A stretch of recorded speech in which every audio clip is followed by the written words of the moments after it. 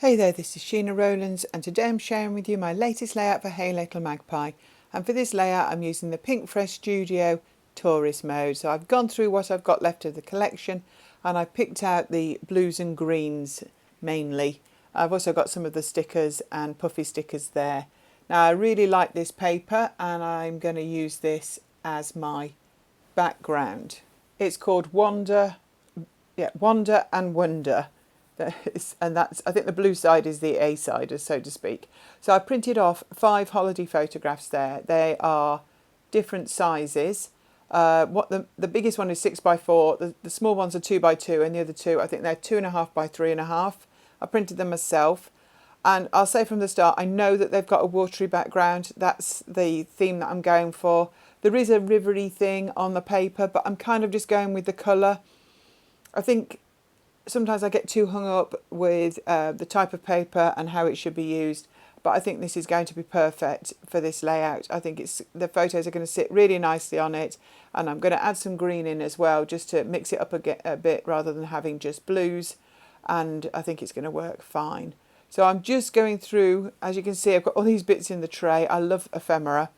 If you've watched my videos before, you'll know that, and I have to look at every single piece, because I just deciding I want to do some journaling in the top right hand corner, but I like to see what I'm got on offer. I've got some camera flair there, they're Hey Little Magpie's own.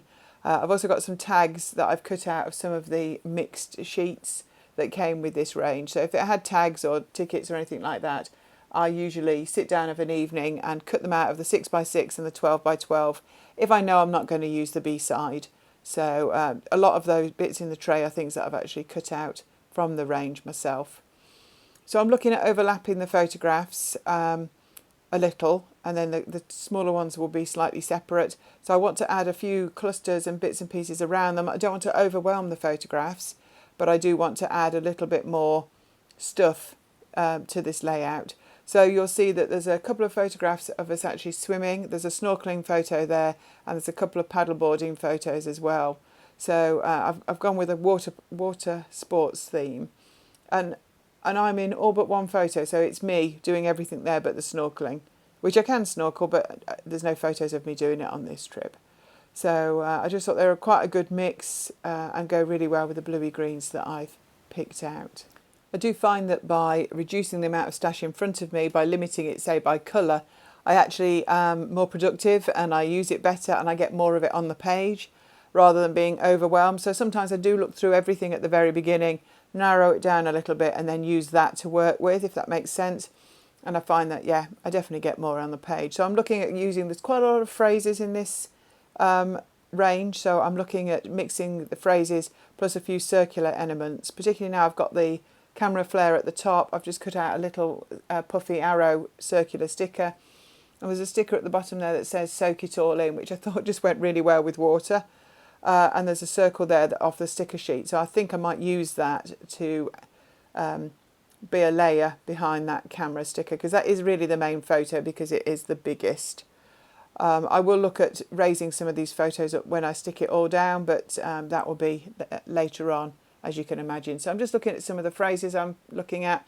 One says new experience, another one says perfect place. I think one says paradise. I've got savouring the moments, having the time of my life. Trip highlights. I think they all go really well. They're very general, so they go with anything you did on a day trip or a holiday or some sort of experience. So I think they're very useful for any sort of trip. So you notice we cut the sticker off with the backing on. I don't like to commit until later on. So I've come in with a paper out of the 6x6 pad, and this paper's called Staycation. And I'm going to cut some waves. I try and just wing it the first time with a pair of scissors there. And it's not too bad, but I do end up doing a drawing on the back of this Staycation because it's actually got lines on the back. And I'm like, why didn't I think of that in the first place? But I'm going to create just some little, like hand-cut waves. You don't need a die, you don't need a cutting machine to make something like this. You can just do it yourself. So I'm drawing using the lines, cut it once, and then I make it less than half a centimetre thick. So the idea is just going to add this. It also brings in that darker blue, and I think that works really well. One of my photos is quite dark. I think one of the stickers is quite dark as well. So I think it adds another dimension, because I haven't actually backed my photographs with anything, and I don't plan to. I've kept them white because I think that goes quite nice with the grid lines on the background paper.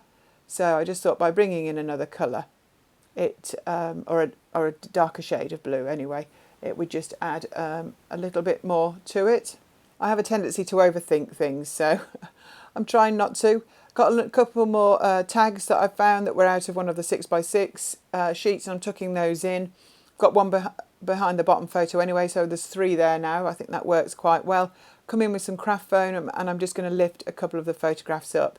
The top one and the 2 at the bottom I'm going to lift up. So you can find all this range in the Hey Little Magpie store. I really recommend you check it out there. It's a fabulous range to document any sort of adventures, and there's lots of inspiration from the team as well. I'm not the first on the team to have used this range, so do check out the blog as well, where you can see everybody else's layouts. I decided that I'm actually going to raise the tag for my journaling as well, so I'll add that to it. By adding a whole piece of foam, it will make it easier when I do the journaling, and I'll do that right at the very end off camera, but it will be on the finished layout. And then I'm going to think about sticking this down, but I will be doing the majority of that off camera. So this is stuck down, as you can see. I'm now come in these heart stickers, very good value. They're in the Hey Little Magpie store, they're their own. And I'm just going to use some little bits of foam to add some of the embellishments waves down. I'm just going to use tiny bits of foam on the back. I wanted them to have a bit of a free feel, but obviously not free enough that they escape into the plastic pocket of the album. So I'm just adding 2 or 3 bits of foam just to raise them up a little bit, so that it just feels like there's a little bit of movement. So this is a little bit fiddly, and that's why I'm actually cutting into the foam pads to make them small enough to go on the back of the waves that I hand cut. So in the end, I think I've got about 6 or 7 waves, 7 I think, in the end. A couple around the bottom photo, 2 in the near the middle, 1 at the very top near that boat shape, which I thought was perfect to add to that cluster, and then a couple by the journaling. When I finished it, I added the journaling in pen. It says, "We tested the waters around Croatia, paddleboarding, swimming and snorkeling off the cruise boat." So that's what I wrote from about a recent holiday. So there was enough on that journaling tag to actually add all that. So I was quite pleased, because recently I've been adding my journaling to the back of layouts, which is fine as long as you know that it's there. So I'm trying my best to get some of my journaling now on the front. And considering I've got 5 photographs, I think 4 tags, some wavy lines and all sorts of journaling, I think there's quite a lot of white space still.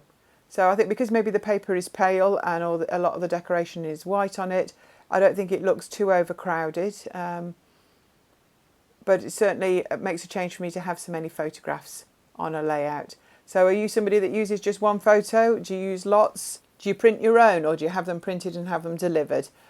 All of these things can actually affect your scrapbooking, so sometimes it's nice to mix it up. So I was really pleased to get so many photographs and different sizes. That's something I don't normally do, so quite pleased that I've kind of mixed it up just to have the photos on one side of the layout. So I think I've nearly stuck most of these waves down now. So thank you so much for watching. This is the finished layout. I'll also have some close-ups in just a moment, so if you'd like to give this layout a thumbs up, subscribe to our channel, would be much appreciated, and we hope to see you here again very soon. Thanks for watching. Bye for now.